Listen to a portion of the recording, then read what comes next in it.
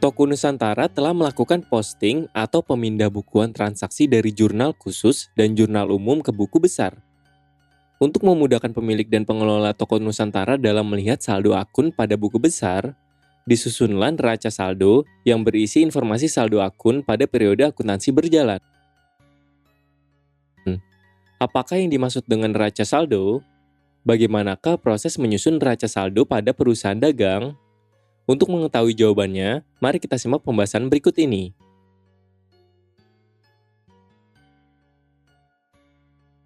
Setelah melakukan posting atau pemindahbukuan transaksi dari jurnal khusus dan jurnal umum ke buku besar, siklus akuntansi selanjutnya adalah tahap pengiktisaran. Arti iktisar adalah ringkasan.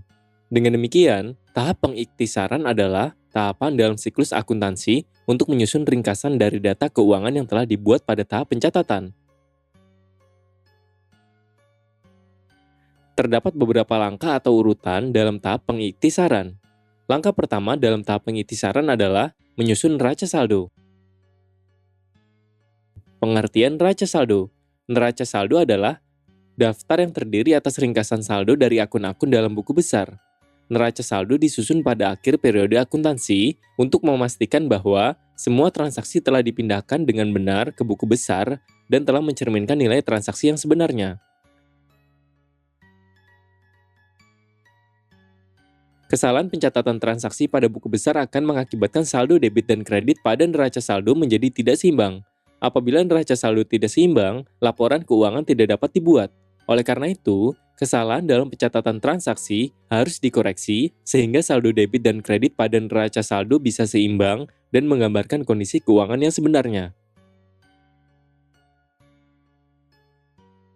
Bentuk neraca saldo.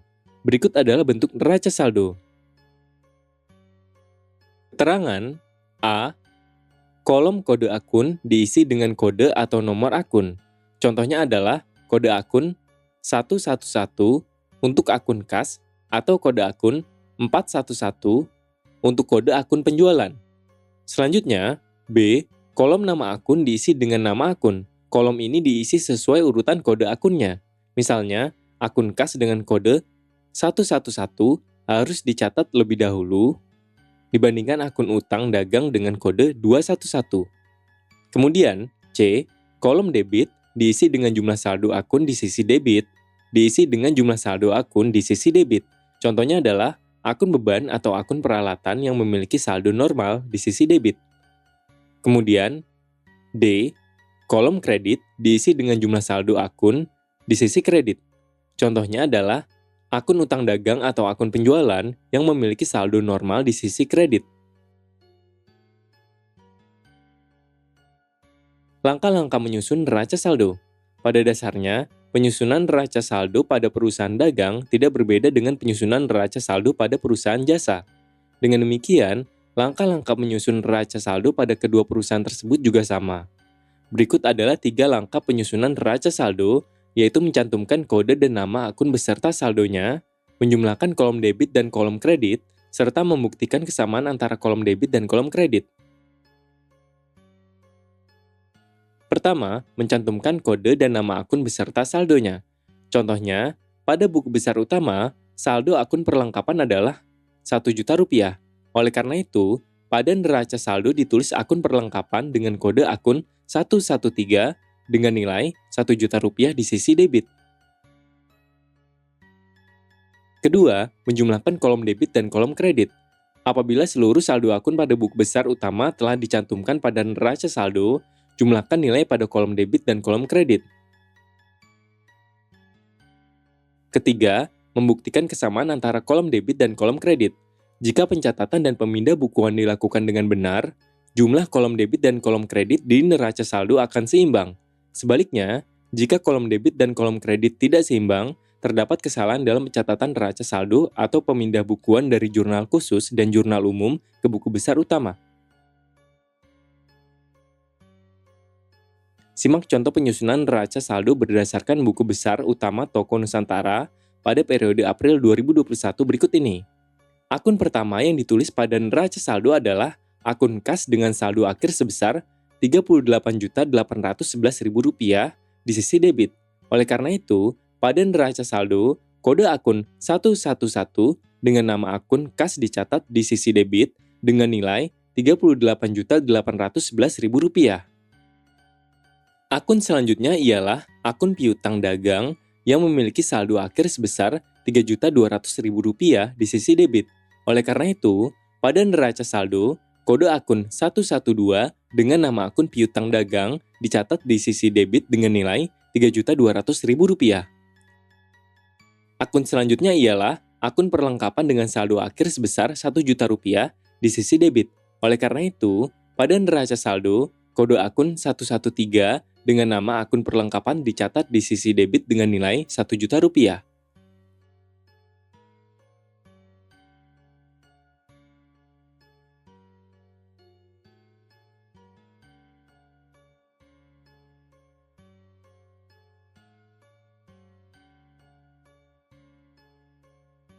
Akun selanjutnya ialah akun utang dagang dengan saldo akhir sebesar Rp4.900.000 di sisi kredit. Oleh karena itu, pada neraca saldo, kode akun 211 dengan nama akun utang dagang dicatat di sisi kredit dengan nilai Rp4.500.000. Akun selanjutnya ialah akun utang bank dengan saldo akhir sebesar Rp18 juta di sisi kredit. Oleh karena itu, pada neraca saldo, kode akun 212 dengan nama akun utang bank dicatat di sisi kredit dengan nilai Rp18 juta. Akun selanjutnya ialah akun modal Joko dengan saldo akhir sebesar 25 juta di sisi kredit. Oleh karena itu, pada neraca saldo, kode akun 311 dengan nama akun modal Joko dicatat di sisi kredit dengan nilai Rp25 juta. Akun selanjutnya ialah akun Prive dengan saldo akhir sebesar Rp1.650.000 di sisi debit. Oleh karena itu, pada neraca saldo, kode akun 312 dengan nama akun Prive dicatat di sisi debit dengan nilai Rp1.650.000. Akun selanjutnya ialah akun penjualan dengan saldo akhir sebesar Rp22.700.000 di sisi kredit. Oleh karena itu, pada neraca saldo, kode akun 411 dengan nama akun penjualan dicatat di sisi kredit dengan nilai Rp22.700.000. Akun selanjutnya ialah akun potongan penjualan dengan saldo akhir sebesar Rp80.000 di sisi debit. Oleh karena itu, pada neraca saldo kode akun 412 dengan nama akun potongan penjualan di sisi debit dengan nilai Rp80.000. Akun selanjutnya ialah akun retur penjualan dan pengurangan harga.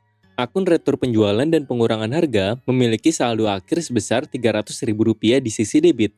Oleh karena itu, pada neraca saldo kode akun 413 dengan nama akun retur penjualan dan pengurangan harga dicatat di sisi debit dengan nilai Rp300.000.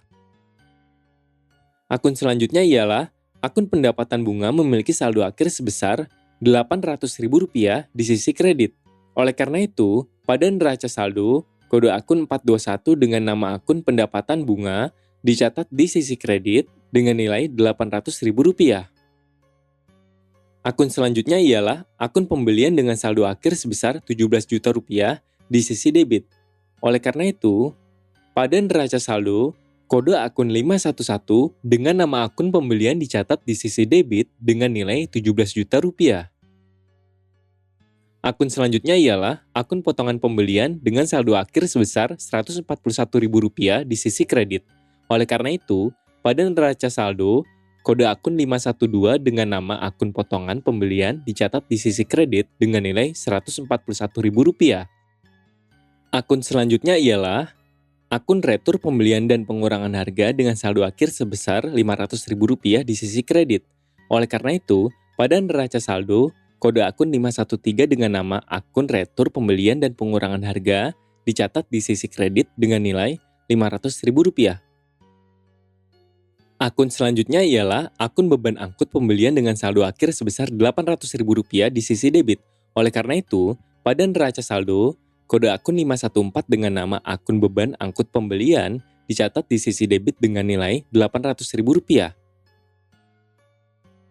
Akun selanjutnya ialah akun beban gaji dengan saldo akhir sebesar Rp4.400.000 di sisi debit. Oleh karena itu, pada neraca saldo, kode akun 611 dengan nama akun beban gaji dicatat di sisi debit dengan nilai Rp4.400.000. Akun selanjutnya ialah akun beban listrik dan telepon dengan saldo akhir sebesar Rp900.000 di sisi debit. Oleh karena itu, pada neraca saldo, kode akun 612 dengan nama akun beban listrik dan telepon dicatat di sisi debit dengan nilai Rp900.000. Kolom debit dan kredit pada neraca saldo toko Nusantara menunjukkan jumlah yang sama, yaitu Rp72.641.000. Dengan demikian, pencatatan dan pemindahan transaksi toko Nusantara sudah dilakukan dengan benar. Kesimpulan, neraca saldo adalah daftar yang terdiri atas ringkasan saldo dari akun-akun dalam buku besar. Neraca saldo disusun pada akhir periode akuntansi untuk mengingatkan bahwa semua transaksi telah dipindahkan dengan benar ke buku besar dan telah mencerminkan nilai transaksi yang sebenarnya. Terdapat 3 langkah dalam menyusun neraca saldo, yakni sebagai berikut. Pertama, mencantumkan kode dan nama akun beserta saldonya. Kedua, menjumlahkan kolom debit dan kolom kredit. Ketiga, membuktikan kesamaan antara kolom debit dan kolom kredit.